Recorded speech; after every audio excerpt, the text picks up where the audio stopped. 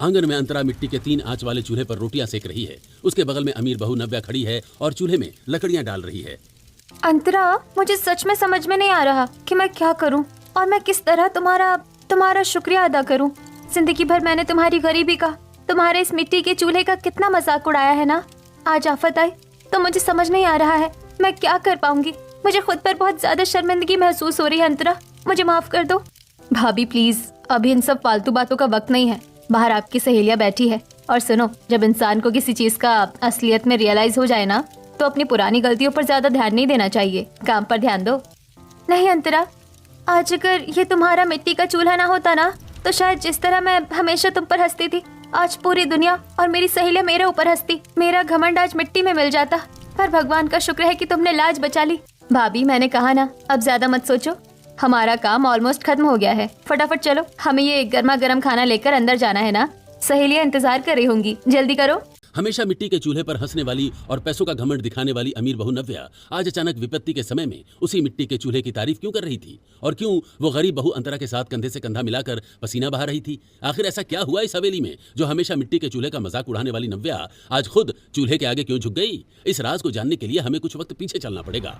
अंतरा सुबह जल्दी उठकर आंगन की सफाई कर रही है। उसकी सास सुमित्रा कमरे से बाहर आती है। जीते रहो बहू। अरे तुम इतनी सुबह सुबह उठ गई, अभी तो सूरज भी पूरी तरह नहीं निकला है। हाँ माँ जी, अब सुबह उठना तो पड़ेगा ही ना। फटाफट मैं घर के सारे काम निपटा लेती हूँ। आनंद को भी तो फिर टाइम से काम पे जाना होता है ना माँ जी। अगर सुबह उनका लंच बॉक्स समय पर तैयार ना हुआ तो वो तो भले ही सीधे हैं, कुछ नहीं कहेंगे, पर मुझे खुद अंदर से बहुत बुरा लगता है ना माँ। मेरी बच्ची, सच में मेरे भाग्य बहुत अच्छे हैं जो मुझे इस बुढ़ापे में तेरे जैसी संस्कारी और गुणी बहू मिल गई, जिससे हर इंसान का इतना ख्याल है। अरे माँ, ये सब तो मेरी ही ड्यूटी है ना माँ, इसमें भाग्य की क्या बात है। आप बैठिए, मैं चाय लाती हूँ। अंतरा फटाफट एक हाथ से सब्जी काटती है और दूसरे हाथ से परात में आटा गूंथने लगती है। तभी गली से गुजरती हुई सरला देवी आंटी गेट से झांकती हैं। अरे सुमित्रा बहन, राम राम। सच में अभी तो आसमान में ठीक से सूरज भी नहीं निकलता और तुम्हारी ये बहू अंतरा सुबह सुबह उठकर चहकने लगती है। सच में तुम्हारे भाग्य बहुत अच्छे हैं जो तुम्हें ऐसी बहू मिली। हाँ सरला बहन, भगवान की बड़ी कृपा है मेरी बहू पर। सही कह रही हो। हम तो अपनी बहुओं को उठाने के लिए सुबह से उनका दरवाजा पीटते रहते हैं, लेकिन भला वो सूरज ढलने से पहले उठ जाए, ये तो मजाल ही नहीं है भाई। अच्छा अंतरा बेटा, आज सुबह नाश्ते में क्या बनाने जा रही हो? कुछ नहीं सरला आंटी, बस सादी आलू टमाटर की सब्जी और गर्मा गर्म रोटियां बनाऊंगी। वाह बेटा, तेरे हाथ की रोटियां तो इतनी मुलायम और फूली हुई होती है कि क्या बताऊं। गैस के चूल्हे में भला वैसी रोटी कहाँ नसीब होगी किसी को, लेकिन हम लोगों को तो मजबूरी में गैस की सूखी रोटियां ही नसीब है। हमारी बहुओं को अगर सुबह चूल्हा जलाने के लिए कह दो तो उनके तो मुंह नाक ही सिकुड़ जाते हैं। नव्या अपने आलीशान बंगले की कांच वाली बालकनी में खड़ी होकर नीचे अंतरा के घर की तरफ देख रही है। अंतरा चूल्हे में फूंक मार रही है। नव्या ये देखकर खुद से बोलती है, हाँ, पता नहीं इन बिछड़े गांव के लोगों को इस कबाड़ मिट्टी के चूल्हे में क्या ही मजा आता है। सुबह सुबह पूरा धुआं आंखों में भर लेते हैं। चूल्हे की रोटियां और चूल्हे का खाना, छी। ऊपर वाला इस गरीबी से सबको जरूर बचाए। देखो ना, गरीब है, पैसे नहीं है, इसलिए तो रोज सुबह उठकर ये कोयला और चूल्हा जला रही है। नव्या नीचे अपने चमचमाते हुए मॉड्यूलर किचन में आती है। किचन में चिमनी, अवन और एक 4 बर्नर वाला महंगा गैस स्टोव रखा है। नौकरानी रामू बर्तन साफ कर रही है। अरे ओ रामू, सुनो, आज मैंने इंटरनेट से एक बहुत ही नया और लेटेस्ट मॉडल का इम्पोर्टेड गैस स्टोव ऑर्डर किया है। जब दोपहर को डिलीवरी बॉय आएगा ना, तो इस पुराने वाले गैस स्टोव को हटाकर उसे सेट कर देना। पर मैडम जी, ये गैस स्टोव तो बिल्कुल नया है ना। आपने अभी पिछले महीने ही तो इसे 60,000 रुपया में लगवाया था। इसमें कोई खराबी भी नहीं है, बिल्कुल चकाचक कंडीशन में है मैडम। रामू, मैंने पिछले महीने लगवाया था या कल, इससे तुम्हें क्या मतलब? अभी मुझे इंटरनेट पर वो नया वाला मॉडल ज्यादा अच्छा लगा तो मैं नया लूंगी। मेरे पास पैसों की कोई कमी नहीं है। अब मुझसे ज्यादा फालतू की बहस मत करो। जो मैंने कहा है बस उतना ही सुनो। मैडम, आपका 60,000 का गैस स्टोव वाला पार्सल प्लीज यहाँ साइन कर दीजिए। ये लो, हो गया पेमेंट। अरे नव्या बहू, ये फिर से क्या मंगा लिया तुमने इतना बड़ा डिब्बा? अभी पिछले हफ्ते ही तो घर में नया ओवन आया था। अरे सरला आंटी, ये मैंने नया 4 बर्नर वाला ऑटोमेटिक गैस स्टोव मंगवाया है। इसका डिजाइन मुझे बहुत अच्छा लगा था। नया है तो क्या, बदलना तो पड़ता है ना। तेरी भी सही है बहू, तुम्हारी तो हर महीने गैस स्टोव चेंज होती है भाई। अमीर घर की बात ही अलग है। और क्या आंटी, मुझे बहुत अच्छा लगता है नए नए किचन गैजेट्स यूज करना। गैस में खाना बनाओ तो तुरंत चुटकियों में खाना बन जाता है, पसीना भी नहीं आता। मैंने तो हर एक ब्रांड की गैस स्टोव यूज कर लिया आंटी। और एक देखो, वो बेचारी सामने बैठी अंतरा, इसके पास तो कुछ नहीं है ना। बेचारी दिन भर धूप में बैठकर फूकनी से धुआं फूकती रहती है। तरस आता है मुझे इसकी जिंदगी पर। अरे अंतरा जी, एक बात बताओ, सुबह सुबह रोज चूल्हे पर रोटियां बनाती हो या ये काला धुआं करके पूरे मोहल्ले का दम घोटने के लिए धुआं करती हो? रोज सुबह पूरा आसमान काला कर देती हो तुम। नव्या दीदी, मैं कोई धुआं नहीं कर रही हूँ, अपने परिवार के लिए रोटियां बना रही हूँ। अब मिट्टी का चूल्हा जलाने में थोड़ा बहुत धुआं तो स्वाभाविक है ना दीदी। आप बहुत अमीर हैं, आप अफोर्ड कर सकती हैं इतनी महंगी महंगी गैस और स्टोव, पर मेरे पास इतना फालतू पैसा नहीं है दीदी। मैं गरीब हूँ, इसी चूल्हे पर खाना बनाती हूँ और मैं अपनी सादी जिंदगी में बहुत खुश हूँ। हाँ, चलो अच्छा है तुमने इस धुएं में ही अपने आप को खुश कर लिया अंतरा जी। वैसे मुझे तो लगता है कि तुम्हारी जगह कोई और शहर की मॉडर्न लड़की होती ना, तो इस गरीबी को देखकर रो रो कर पूरा घर भर देती। अरे ओ नव्या बहू, जुबान को लगाम दे जरा। ये अंतरा बहू समझदार और गुणी लड़की है, बड़ी संस्कारी है। और वैसे भी तेरे इन महंगे गैस का खाना और इसके इस मिट्टी के चूल्हे का खाना अगर कभी कंपेयर करके देखेगी ना, तो इसके चूल्हे की रोटी का स्वाद तेरे इस 5 स्टार खाने से 1000 गुना ज्यादा बेहतर होता है, समझी? ओहो शकुंतला दादी, आप पुराने जमाने के लोग भला क्या ही जाने टेक्नोलॉजी के बारे में। आप लोगों को तो हमेशा वो पिछड़ा कबाड़ी अच्छा लगेगा। चलिए खैर, मैं चलती हूँ अंदर, मेरे पास इतना फालतू टाइम नहीं है। नव्या घर के अंदर आती है। नव्या की सास डाइनिंग टेबल पर बैठी है। डाइनिंग टेबल पर नव्या ने पास्ता, चीज सैंडविच और पैनकेक सजा कर रखे हैं। तभी नव्या की सास बोलती है, अरे वाह नव्या बहू, हमारा किचन तो इस नए स्टोव के बाद बिल्कुल किसी 5 स्टार होटल के जैसा लगने लगा है। बहुत शानदार लग रहा है। हाँ माँ, जमाने के साथ चलना चाहिए ना। कुछ पिछड़े लोग तो आज भी गांव में उसी मिट्टी के चूल्हे पर अटके हुए हैं, गंवार कहीं के। तभी नव्या का पति तैयार होकर कमरे से बाहर आता है। अनिकेत जी आइए देखिए, आज मैंने नए गैस स्टोव पर आपके लिए बहुत ही टेस्टी इटालियन पास्ता और चीज सैंडविच बनाया है, खाइए ना। सॉरी नव्या, मैं आज सुबह नाश्ता नहीं कर पाऊंगा। मेरी शहर में बहुत बड़ी इंपॉर्टेंट बिजनेस मीटिंग है, मैं लेट हो रहा हूँ। मैं वही रास्ते में कुछ खा लूंगा, मुझे जाने दो। अरे अनिकेत जी, थोड़ा सा तो खा लीजिए, इतनी मेहनत से नए चूल्हे पर बनाया है। नहीं नव्या, मेरे पास टाइम नहीं है भाई। अनिकेत कार में बैठकर चला जाता है। अनिकेत के जाने के बाद नव्या का बेटा आरव टेबल पर बैठता है। नव्या उसे पास्ता देती है। चलो आरव बेटा, ये देखो तुम्हारा फेवरेट चीज पास्ता, खाओ बेटा। नहीं मम्मी, मुझे पास्ता वास्ता नहीं खाना है, मुझे अच्छा नहीं लग रहा। अच्छा चलो, ये चीज सैंडविच खा लो बेटा। नहीं मम्मी, मैं नहीं खाऊंगा, मुझे नहीं पसंद। कितना नाटक करता है ना सुबह सुबह के टाइम पे ये लड़का। रोज का यही नियम हो गया है इसका। हाँ मम्मी जी, बहुत नाटक करता है। सुबह सुबह ये कुछ खाना ही नहीं चाहता। इसके लिए कुछ भी कीमती बनवा लो, कैसे भी कर लो, नहीं खाना खाता है ये। और एक वो देखो सामने खिड़की से उस संतरा की छोटी सी बच्ची को देखो, कैसे चाव से खाना खा रही है, जरा देखो तो। मम्मी मुझे भी वही खाना है। मम्मी देखो ना, वो लड़की कितने अच्छे से वो गोल गोल रोटी खा रही है। मम्मी मुझे भी वही रोटी और लाल चटनी ला के दो ना प्लीज। आरव, तुम पागल हो गए हो क्या? तुम्हारे लिए मैंने यहाँ इतने महंगे गैस स्टोव में ब्रांडेड पास्ता बनाया है और तुम्हें वो गरीबी के चूल्हे की काली रोटियां देख के खाने का मन कर रहा है। पता नहीं कैसा घटिया टेस्ट है तुम्हारा। अरे तुम मेरे बेटे हो, तुम्हारे लिए सब कुछ बहुत हाई स्टैंडर्ड वाला होगा। ये सब चूल्हे और मिट्टी की तरफ मत देखो, अंदर चलो। और क्या बेटा आरव, वो खा ही क्या रही है? सिर्फ सूखी रोटी और मिर्च की चटनी ही तो खा रही है। तेरे पास तो देख क्या क्या है। नहीं दादी, प्लीज मुझे ये पास्ता नहीं खाना है, मुझे भूख नहीं है। आरव बिना खाना खाए उदास मन से घर से बाहर निकलकर गली के चबूतरे पर मायूस होकर बैठ जाता है। तभी आंगन में अंतरा की बेटी मीनाक्षी हाथ में थोड़ी सी गीली मिट्टी लिए खेल रही होती है और आरव से बोलती है, अरे आरव भैया, अब वहाँ अकेले उदास क्यों बैठे हो? क्या आपके पास कोई खिलौना नहीं है? आप मेरे साथ खेलोगे? आओ ना मेरे आंगन में। तुम क्या खेल रही हो? क्या मैं भी आऊँ? हाँ हाँ आओ ना, साथ में खेलेंगे। देखो मैं मिट्टी के छोटे छोटे बर्तन बना रही हूँ। दोनों बच्चे जमीन पर बैठकर मिट्टी से छोटा सा चूल्हा बनाने लगते हैं। आरव के कपड़ों पर मिट्टी लग जाती है, पर वो बहुत खुश है। अरे वाह मीनाक्षी, ये तो बहुत सुंदर छोटा सा चूल्हा है। क्या अब इसमें हम सचमुच का खाना भी बना सकते हैं क्या? मुझे बहुत भूख लगी है। तभी अंतरा भी उनके पास आती है और बोलती है, नहीं बेटा आरव, इतने छोटे से मिट्टी के चूल्हे में कैसे खाना बनेगा भला? अभी तो सिर्फ ये खेलने वाला खिलौना है ना बेटा। आंटी, तो फिर सचमुच का खाना कहाँ बनता है? सचमुच का खाना तो इसमें बनता है। ये मेरी मम्मी का असली मिट्टी का चूल्हा है, इसमें बहुत टेस्टी खाना बनता है। अरे भैया, क्या तुम मेरी मम्मी के चूल्हे का खाना खाओगे? हाँ मीनाक्षी, अगर तुम्हारी मम्मी खिलाएंगी तो मैं जरूर खाऊंगा, मुझे बहुत भूख लगी है। मम्मा प्लीज रसोई से वो गरम रोटी लेकर आइए ना, हमारा भैया को खिलाते हैं। हाँ हाँ बेटा, मैं अभी लाती हूँ। अंतरा रसोई से एक साफ थाली में चूल्हे की ताजी फूली हुई रोटी और आलू की सब्जी लेकर आती है। वो जमीन पर चटाई बिछाती है और दोनों बच्चों को अपने हाथों से निवाला बना बनाकर खिलाने लगती है। आरव बहुत स्वाद लेकर मजे से खाना खाने लगता है। नव्या अपने बंगले में खड़ी फोन पर अपनी सहेली से बात कर रही होती है। बात करते करते अचानक उसकी नजर सामने अंतरा के आंगन में बैठे अपने बेटे आरव पर पड़ती है, जो अंतरा के हाथ से रोटी खा रहा है। नव्या गुस्से से वहां आ जाती है। आरव, ओ आरव, इस लड़के की ये हिम्मत! मैंने सुबह इसके लिए इतना सब कुछ बनाया और यहाँ इस गरीब के घर में जमीन पर बैठकर कबाड़ खा रहा है। मेरी नाक कटवा दी इसने। और देखो देखो, नव्या का बेटा आरव तो अंतरा के घर में बड़े चाव से चूल्हे की रोटी खा रहा है। नव्या इतनी महंगी गैस स्टोव बदलती रह गई और बेटे को मिट्टी के चूल्हे का ही स्वाद पसंद आया। अरे बच्चों को सब समझ आता है सौरभ बहन। गैस के खाने में वो स्वाद कहाँ जो मिट्टी के चूल्हे के सौंदेपन में होता है। और देखो अंतरा कितने अपनेपन से खिला रही है। आरव उठो यहाँ से, जल्दी उठो, मैंने कहा। तुम्हारी हिम्मत कैसे हुई यहाँ आने की? मम्मी क्या हुआ? मैं तो यहाँ मीनाक्षी के साथ खेल रहा था और आंटी ने मुझे खाना खिलाया। आंटी के यहाँ का खाना बहुत अच्छा है मम्मी। चूल्हे की ये रोटी मुझे बहुत अच्छी लगी। आप भी ऐसी रोटी क्यों नहीं बनाती? चुप रहो आरव, तुम अपनी जुबान बंद रखो। और तुम अंतरा, मुझे सब समझ आता है कि तुम्हारी ये क्या चाल है। दूसरों के अमीर बच्चों को अपने घर बुलाकर ये चूल्हे का खाना खिलाकर पूरे मोहल्ले में वाहवाही लूटने की जो ये तुम्हारी आदत है ना अंतरा, ये सारे पैतरे और ये नाटक मेरे बच्चे के साथ मत आजमाना, वरना मैं बहुत बुरी औरत हूँ। मैं तुम्हारा वो हाल करूंगी कि तुम याद रखोगी। मेरे बच्चे को अपनी इस गरीबी और चूल्हे की गंदी आदत मत लगाओ। तुम गरीब हो तो अपनी जिंदगी गरीबों की तरह जियो। मेरा अमीर बच्चा तुम्हारी तरह क्यों जिएगा? मम्मी आप ऐसा क्यों बात कर रही है अंतरा आंटी से? आंटी बहुत अच्छी है, उन्होंने मुझे प्यार से खिलाया है। अब उन्हें मत डांटो मम्मी।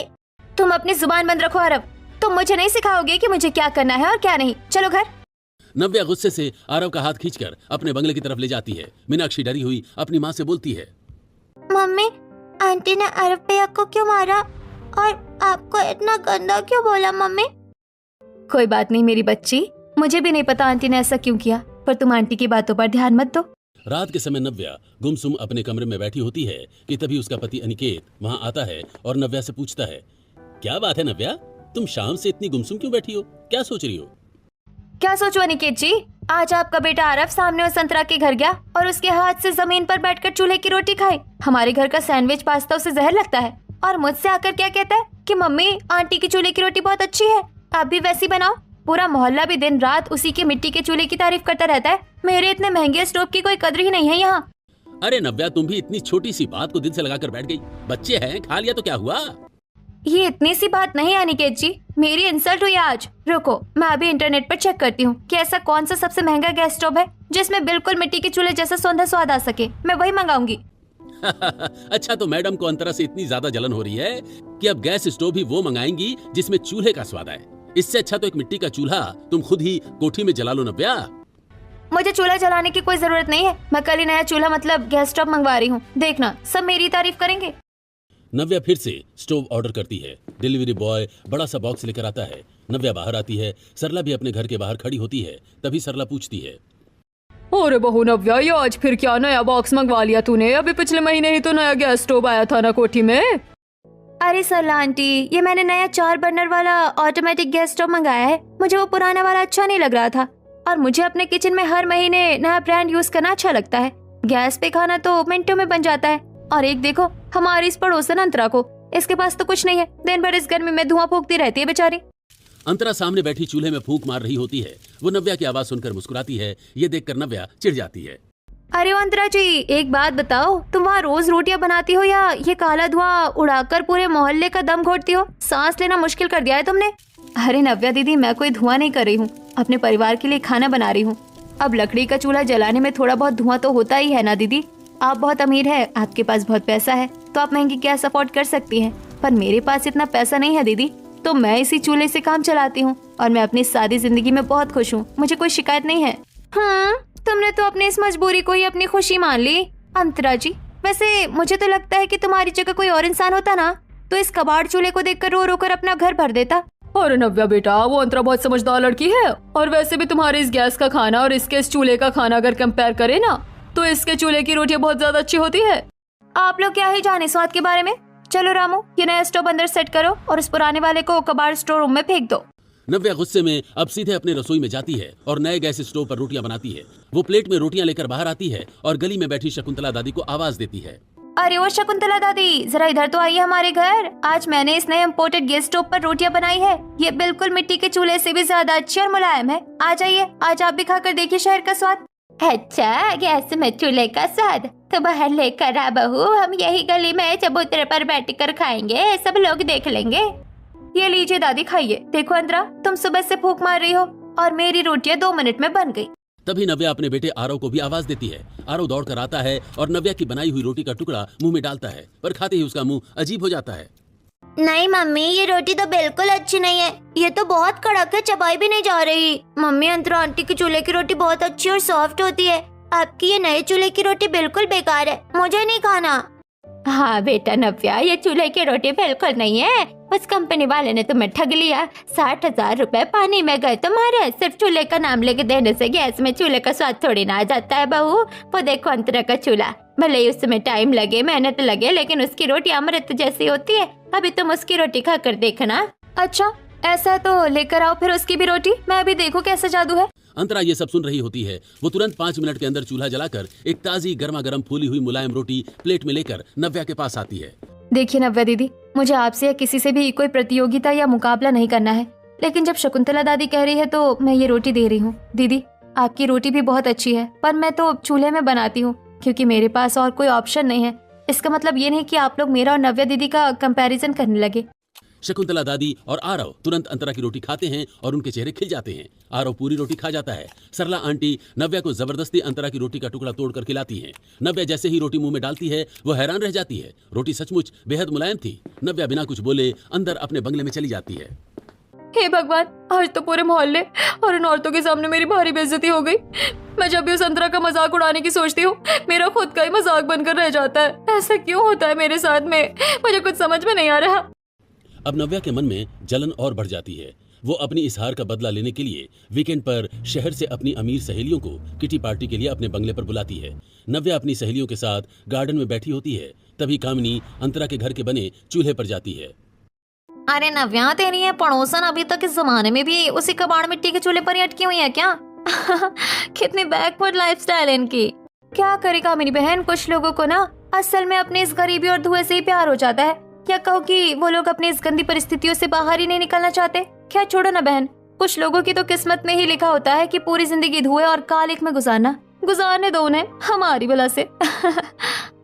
नव्या की ये कड़वी बातें अंतरा, उसकी सास सुमित्रा और मीनाक्षी आंगन में बैठी सुन रही होती हैं। तभी मीनाक्षी बोलती है, मम्मी, वो सामने वाली आंटी रोज रोज हमारा और आपके इस मिट्टी के चूल्हे का इतना मजाक क्यों उड़ाती है? मम्मी, मुझे बहुत बुरा लगता है जब वो आपको गरीब और गंवार कहती है। अरे नहीं मेरी प्यारी बच्ची मीनाक्षी, वो आंटी हमारा मजाक नहीं उड़ा रही है बेटा। वो तो अपनी सहेलियों से शहर की बातें कर रही है और तुम अभी बहुत छोटी बच्ची हो बेटा। इस तरह हर बात में बड़ों की बातों को अपने दिल से नहीं लगाया करते, ठीक है? अब जाओ, तुम अंदर जाकर खेलो, आंटी हमें कुछ नहीं कह रही। मीनाक्षी अंदर चली जाती है। तभी सास सुमित्रा अंतरा के पास आती हैं। देखना बेटा अंतरा, इस नव्या को आखिर क्या बीमारी है? ये अपने आप को हमसे इतना क्यों जलाती है? हमने तो इसका कभी कुछ नहीं बिगाड़ा, फिर भी ये रोज हमारे चूल्हे को कोसती रहती है। मुझे नहीं पता माँ जी कि ये मुझसे और मेरे इस चूल्हे से क्यों जलती है, लेकिन हाँ माँ जी, मुझे इतना जरूर पता है कि जो लोग हर चीज को सिर्फ पैसे और अमीरी के तराजू से तौलते हैं ना, उन्हें क्या ही पता कि जब इंसान पर मुश्किल और संकट आता है तो किसने किसका साथ दिया था। माँ जी, मुझे तो मेरे इस मिट्टी के चूल्हे से बहुत बड़ा लगाव और प्यार हो गया है। आप जरा खुद ही सोचिए माँ जी कि अगर आज उस पुरानी सच्चाई का भूत इस नव्या के सिर पर आ गया तो इसके इस पैसे का पूरा भूत 1 सेकंड में उतर जाएगा। चलिए छोड़िए ना माँ जी, पुरानी कड़वी बातों को याद करने से जब सिर्फ तकलीफ ही होती है तो उन बातों को भूल जाना ही बेहतर है। हम क्यों पुरानी बातें याद करें? हमें अपनी इस छोटी सी आजाद जिंदगी में खुश रहना चाहिए और आगे बढ़ना चाहिए। तो सही कह रही है बेटा, तू बहुत अच्छी बहू है मेरी। अगर आज तू ना होती तो पता नहीं आज हमारा क्या होता। उसी शाम नव्या के घर पर किटी पार्टी चल रही है। अचानक आसमान में भयंकर तूफान आता है। तेज गड़गड़ाहट के साथ मूसलाधार बारिश शुरू हो जाती है। अचानक हवेली की सारी लाइट्स गुल हो जाती हैं और पूरा बंगला अंधेरे में डूब जाता है। अरे नव्या, क्या हुआ? अचानक पूरी लाइट चली गई।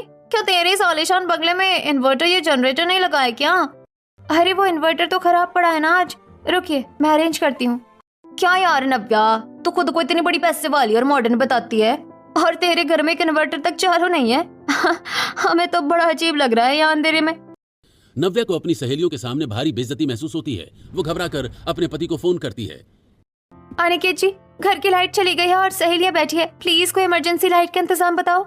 अरे नव्या, कोठरी के स्टोर रूम में एक इमरजेंसी बल्ब रखा है, उसे रामू से कहो चार्जिंग वाला बल्ब लगा देगा। नव्या भी स्टोर रूम से इमरजेंसी बल्ब जलाकर किचन में ले जाती है। नव्या जैसे ही नए ऑटोमेटिक गैस स्टोव का बर्नर ऑन करने के लिए नॉब घुमाती है और लाइटर दबाती है, गैस स्टोव ऑन नहीं होता। वो बार बार नॉब घुमाती है। अचानक गैस का प्रेशर लीक होने लगता है। नव्या को समझ नहीं आता। वो फिर से लाइटर दबाती है और तभी एक बहुत बड़ा जोरदार धमाका होता है। आह, मम्मी जी बचाओ। गैस स्टोव के अंदर सर्किट शॉर्ट होने से भयंकर ब्लास्ट हो जाता है और नया स्टोव पूरी तरह जलकर काला पड़ जाता है। उसमें से धुआं निकलने लगता है। धमाके की आवाज सुनकर अंतरा तुरंत भागती हुई वहां आती है। नव्या दीदी क्या हुआ? आपके किचन से धमाके की आवाज आई और धुआं निकल रहा है, क्या हो गया? मेरा तो 60,000 का नया गैस स्टोव ब्लास्ट हो गया, वो काम नहीं कर रहा है। मैं बर्बाद होगी, मेरी सहेलियां भूखी बैठी है, अब तो मेरी बेइज्जती हो जाएगी। दीदी आप प्लीज रोना बंद कीजिए। अपनी सहेलियों के सामने आपकी इज्जत मेरी इज्जत है।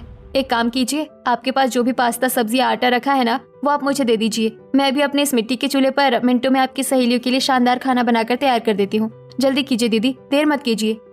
नव्या रोती हुई अपना सारा सामान अंतरा को सौंप देती है और खुद दौड़कर अंतरा के आंगन में आ जाती है। दोनों मिलकर चूल्हे के आगे बैठ जाती हैं। नव्या लकड़ियां लगाती है और अंतरा फटाफट खाना बनाने लगती है। नव्या अंतरा से बोलती है, अंतरा मुझे माफ कर दो। आज मुझे पता चला कि इस मिट्टी के चूल्हे की क्या अहमियत होती है। इससे पहले मुझे इस हुनर का अंदाजा नहीं था। मैंने तुम्हारा कितना मजाक उड़ाया, पर आज मुसीबत में तुमने अपनी दुश्मनी भूलकर मेरी इज्जत बचा ली। आई एम रियली सॉरी अंतरा। दीदी मैंने कहा ना, ये सब बातें करने का वक्त नहीं है। खाना बन गया है, जल्दी से अपनी सहेलियों को परोस दीजिए, आपकी इज्जत बच जाएगी। जाइए दीदी। नव्या तुरंत चूल्हे का बना हुआ स्वादिष्ट खाना अपनी सहेलियों को परोसती है। सहेलियां खाना खाकर उंगलियां चाटती हैं और तारीफ करती हैं और वहां से चली जाती हैं। कुछ समय बाद लाइट भी आ जाती है। तभी बंगले के हॉल में अंतरा, उसकी सास सुमित्रा, नव्या की सास गायत्री और अनिकेत सब एक साथ इकट्ठा होते हैं। नव्या हैरान होकर अपनी सास गायत्री से पूछती है, मम्मी जी, मुझे एक बात समझ नहीं आई। आज जब आफत आई तो अंतरा ने अपनी जान दांव पर लगाकर मेरी इज्जत बचाई। और मम्मी जी, अंतरा और उसकी सास हमारे बारे में सब कुछ कैसे जानती है? हमारा उनका क्या रिश्ता है? मम्मी जी प्लीज मुझे सच बताइए। बहू नव्या, आज वो वक्त आ गया है कि मैं इस हवेली का सबसे बड़ा और घिनौना सच तुम्हारे सामने रखूं। आज तक पूरे मोहल्ले को लगता है कि अंतरा और सुमित्रा कोई बाहरी गरीब किराएदार है, लेकिन सच तो ये है नव्या कि सुमित्रा जी मेरी सगी जेठानी है और अंतरा रिश्ते में तुम्हारी सगी जेठानी लगती है। हम दोनों देवरानी जेठानी है नव्या। क्या जेठानी देवरानी? मम्मी जी, अगर ये हमारे परिवार के सदस्य है तो ये इस जर्जर मकान में इस गरीबी में मिट्टी के चूल्हे पर खाना क्यों बना रहे हैं और हम इस महल में क्यों रह रहे हैं? बहू नव्या, आज से 10 साल पहले जब आनंद के पापा जिंदा थे, वो इस पूरे बिजनेस और हवेली के बड़े मालिक थे। लेकिन तुम्हारे ससुर और अनिकेत ने धोखे से जाली वसीयत बनाकर मेरे सीधे साधे पति के सारे दस्तखत करवा लिए और रातों रात हमारी पूरी करोड़ों की संपत्ति, ये बंगला और पूरा बिजनेस अपने नाम करवा लिया और हमें धक्के मार कर इस हवेली से बाहर निकाल दिया। आनंद छोटा था, हम रास्ते पर आ गए। हमने पुलिस केस इसलिए नहीं किया क्योंकि हम नहीं चाहते थे कि अदालत में ठाकुर परिवार की थू-थू हो और दुनिया हमारे खानदान पर हंसे। इसलिए आनंद ने मजदूरी चुनी, अंतरा ने इस मिट्टी के चूल्हे को अपना सहारा बनाया और हमने इसी कम साधनों में अपनी इज्जत की जिंदगी बसर करना मंजूर किया। हम चुप रहे नव्या। सुमित्रा से ये सब सुनकर नव्या बिल्कुल हैरान हो जाती है। उसके पैरों के नीचे से जमीन खिसक जाती है। उसे खुद पर बहुत शर्मिंदगी महसूस होती है। तभी नव्या धीरे से अंतरा के पास जाती है और उससे माफी मांगती है। जेठानी जी, मुझे माफ कर दो। मैं कितनी पापी और अंधी औरत थी कि अपनी इस झूठी अमीरी के घमंड में रोज सुबह उठकर अपनी ही बड़ी जेठानी जी का और इस परिवार के असली मालिकों का इतना गंदा मजाक उड़ाती थी। धिक्कार है मुझ पर और मेरे इस पैसे पर।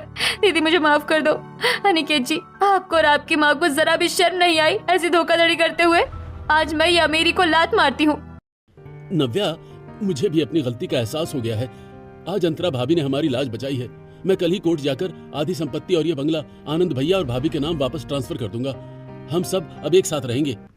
नहीं अनिकेत जी, सिर्फ संपत्ति देने से पाप कम नहीं होगा। कल सुबह हम पूरे मोहल्ले के सामने जाकर अपनी बड़ी मम्मी जी और जेठानी जी को उनका असली हक और सम्मान वापस लौटाएंगे, ताकि दुनिया को पता चले कि कभी किसी का मजाक नहीं उड़ाना चाहिए। दूसरे दिन सुबह के समय नव्या और उसकी सास गायत्री, अंतरा और सुमित्रा शान से गली में एक साथ चलती हैं। मोहल्ले की सरला देवी और शकुंतला दादी उन्हें देखकर दंग रह जाती हैं। अरे बाप रे, देखो तो जरा, आज सूरज पूरब के बजाय क्या पश्चिम से निकला है क्या? हमेशा अंतरा को कोसने वाली अमीर बहू नव्या आज उसका हाथ पकड़कर देवी की तरह क्यों घूम रही है? क्या माजरा है ये? नहीं सरला आंटी, सूरज पश्चिम से नहीं निकला है, बल्कि आज मेरी आंखों से इस पापी पैसे का अंधा चश्मा उतर गया है। आंटी, आज मैं पूरे मोहल्ले के सामने गर्व से सीना चौड़ा करके कहती हूँ कि ये अंतरा मेरी कोई गरीब पड़ोसन नहीं, बल्कि मेरी सगी बड़ी जेठानी जी हैं और सुमित्रा जी मेरी बड़ी मम्मी जी हैं। हमारे परिवार ने अतीत में इनके साथ बहुत बड़ा धोखा किया था, पर आज इन्होंने अपनी महानता से हमारी लाज बचा ली। आज से ये ठाकुर हवेली जितनी मेरी है, उतनी ही मेरी बड़ी जेठानी अंतरा की है। हम सब अब एक साथ इसी बंगले में रहेंगे। बहू नव्या, ये सच मुझे पहले से पता था, इसलिए मैं रोज तुझसे कहते थे कि तू कभी इस अंतरा के बराबरी नहीं कर पाएगी, क्योंकि अंतरा का दिल समंदर जैसा बड़ा है पर आज तूने अपनी गलती मानकर अपनी इस बड़ी जेठानी को जो सम्मान दिया है ना बेटा, तूने आज इस परिवार का नाम सच में ऊंचा कर दिया। सदा सुहागन रहो। सच कहा दादी, हम तो फालतू में अंतरा बेटी को गरीब समझकर कोसते रहे और अपनी गपशप में उसे नीचा दिखाते रहे, जबकि असल में उसका दिल तो सोने का है। आज तो हमें ही शर्मिंदगी हो रही है कि हमने इतनी अच्छी बहू की कदर नहीं की। सही कहा सरला दीदी, आज तो पूरे मोहल्ले को इस मिट्टी के चूल्हे के स्वाद का और इन संस्कारों का असली मतलब समझ में आ गया है। ठाकुर परिवार अब सच में पूरा है। ये नजारा देखकर मन भर आया। आज मैं बहुत खुश हूँ। नव्या, तूने आज मुझे वो दिया जो कोई भी धन दौलत नहीं दे सकती, सम्मान। आज से हम सिर्फ देवरानी जेठानी नहीं बल्कि दो बहनें बनकर रहेंगे। मुझे हवेली की कोई लालच नहीं है, बस ये खुशी बहुत बड़ी है कि अब हम सब साथ मिलकर एक परिवार की तरह रहेंगे। भगवान की बड़ी कृपा है जो घर बट चुका था, आज नव्या की समझदारी ने उसे फिर से जोड़ दिया। आज से इस घर में कोई बड़ा छोटा नहीं, सब बराबर है। अंतरा और नव्या एक दूसरे को देखकर मुस्कुराती हैं और गले लग जाती हैं। बंगले के किचन में अब गैस स्टोव के साथ साथ आंगन में एक सुंदर मिट्टी का चूल्हा भी सज चुका है, जहां दोनों बहुएं मिलकर प्यार से पूरे परिवार के लिए खाना बनाती हैं। अंतरा का वो मिट्टी का चूल्हा सिर्फ खाना पकाने का जरिया नहीं बल्कि सब्र और संस्कारों का प्रतीक था, जिसे नव्या ने बहुत देर से समझा। ये कहानी हमें आईना दिखाती है कि पैसा हमें ऊंचा तो उठा सकता है, लेकिन इंसानियत सिर्फ जमीन से जुड़े रहने में है। अगर आप नव्या की जगह होते तो क्या आप भी उसी पल अपना घमंड तोड़कर माफी मांग पाते, या फिर अपनी अमीरी के आगे सच को दबाए रखते? इस खूबसूरत सफर और अंतरा के जज्बे पर आपके क्या विचार हैं? नीचे कमेंट में हमें जरूर बताएं।